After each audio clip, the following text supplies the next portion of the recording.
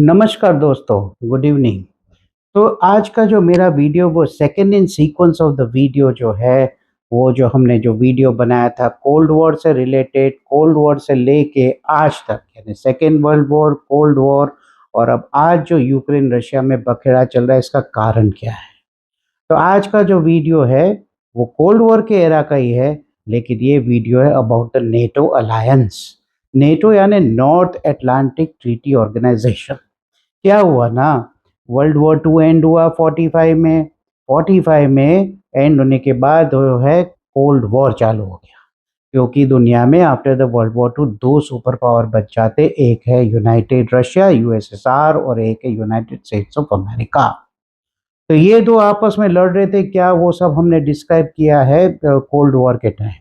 लेकिन कहीं ना कहीं अमेरिका को ये लगता था कि रशिया की जो आइडियोलॉजी है जो थी कम्युनिज्म, और यूएसए की आइडियोलॉजी थी वो है कैपिटलिज्म।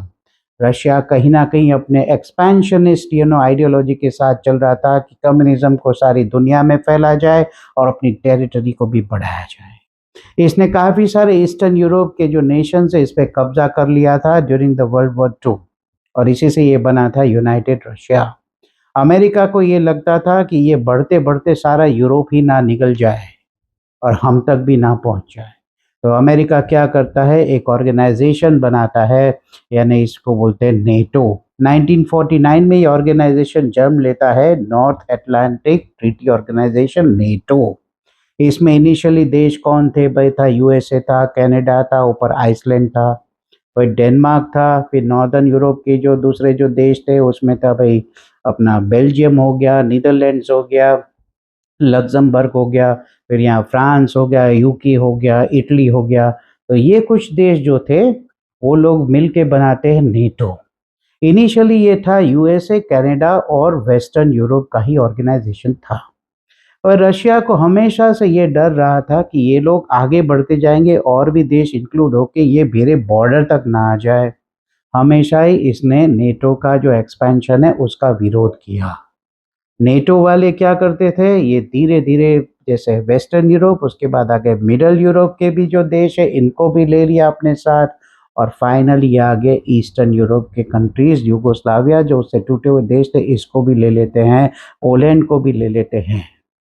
जब 1991 में जब रशिया टूट जाता है तो उसके जो दूसरे छोटे छोटे टुकड़े हैं उसमें इस्टोनिया हो गया, लैटविया हो गया, लिथुआनिया हो गया, नॉर्दर्न यूरोप के जो छोटे छोटे रशिया की बॉर्डर से लगे हुए देश थे, उन्होंने भी इनसिक्योर फील किया। उन्होंने बोला कि भाई हम अभी तो अलग हुए हैं, लेकिन क्या पता कल को रशिया हमें निकल जाए तो हमें कौन बचाएगा। तो वो लोग भी ज्वाइन आ जाते नेटो में। नेटो को तो हमेशा ये चाहिए था कि मैं कैसे भी करके आगे बढ़ के मैं रशिया की बॉर्डर तक पहुंच जाऊं। तो ये तीन कंट्री से तो पहुंच गए। अब बच गए थे कितने देश, बच गया था फिनलैंड जिसका बहुत ही बड़ा बॉर्डर लगा हुआ है रशिया से, ऊपर के रशिया से। एक रह जाता है भाई बेलारूस और एक रह जाता है यूक्रेन। तो ये बेलारूस है, उसने तो पहले से ही बोल दिया कुछ भी हो जाए दुनिया यहाँ की वहाँ हो जाए, मैं तो हमेशा रशिया के साथ ही रहूँगा, आइडियोलॉजिकली, फाइनेंशियली और आर्म्ड कॉन्फ्लिक्ट के लिए भी I am always an ally of Russia. तो इस तक तो वो नेटो वाले पहुँच नहीं वाले थे। होता है मामला 2023 में, नेटो एक्सपैंड होते होते 2023 में जो है फिनलैंड भी नेटो में ज्वाइन हो जाता है।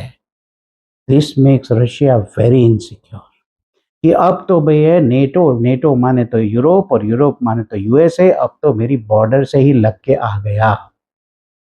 अब बच जाता है एक देश यूक्रेन। तो यूक्रेन जो है, रशिया ने बोला भाई सब तो हो गए लेकिन इसको तो मैं नेटो में जाने ही नहीं दूंगा। यूक्रेन का जो नया प्रेसिडेंट आता है, इस लोग उसको उकसाते हैं यूरोप वाले, और इसको यूक्रेन का प्रेसिडेंट बोलता है कि भाई मुझे भी तो ना कल को इनसिक्योरिटी फील होगी, मेरे पास तो ना न्यूक्लियर वेपन है ना कुछ, रशिया ने अगर मेरे को निगल गया तो मैं क्या करूँगा। तो ये भी डिमांड करने लग गया कि मैं भी जाता हूँ भाई नेटो में, या तो एटलीस्ट मुझे ईयू में ले लो। रशिया ने इनसे पहले करार किया हुआ था जब ये लोग अलग हुए थे तब, कि भाई ठीक है। तो एक हुआ क्या था ना, जब रशिया जब यूनाइटेड था तब रशिया का जो न्यूक्लियर है, स्पेस टेक्नोलॉजी सब यूक्रेन में था। जब ये अलग हुए तो बोले ये जो भाई न्यूक्लियर वेपन जो मिसाइल से ये तो सब तो ना हमारे हैं, तो आपको इसे वापस देना होगा। तो ये लोग इनसे न्यूक्लियर वेपन वगैरह सब ले लेते हैं, छीन लेते हैं। उसके अर्ज में, उसके उसके जो बार्गेन में रशिया और अमेरिका इसको श्योरिटी देते हैं कि भाई हम आपको प्रोटेक्ट करेंगे। रशिया बोलता है हम आप पे हमला कभी नहीं करेंगे, आपको प्रोटेक्टेड रखेंगे, प्रोवाइडेड आप ऐसा कुछ नहीं करोगे जो हमें इनसिक्योर बनाएगा। यानी आप यूरोप से और नेटो से ज्वाइन कभी नहीं करोगे। मसला यहाँ पर हुआ जब यूक्रेन का जो नया प्रेसिडेंट है जेलेंस्की, उसने ये ठान ली कि मैं भाई जाता हूँ अब नेटो में। उसे भी उकसाने वाले लोग मिल गए और उसने ये ठान ली, और रशियन बोलते हैं no, this is your limit. हमने आपको बोला था आप नेटो नहीं जाओगे, ये बोला मैं जाऊंगा, और यही हो जाता है कॉन्फ्लिक्ट। ये बोलता है तू जाके तो देख नेटो में, मैं तेरे को बर्बाद करूँ, या तो तू मेरे साथ है या तो किसी के साथ नहीं है। और यहीं से होता है बखेड़ा चालू और होता है यूक्रेन वॉर। आगे क्या क्या था, depth of Ukraine war, I will tell you in the next sequential video with third video in the same sequence.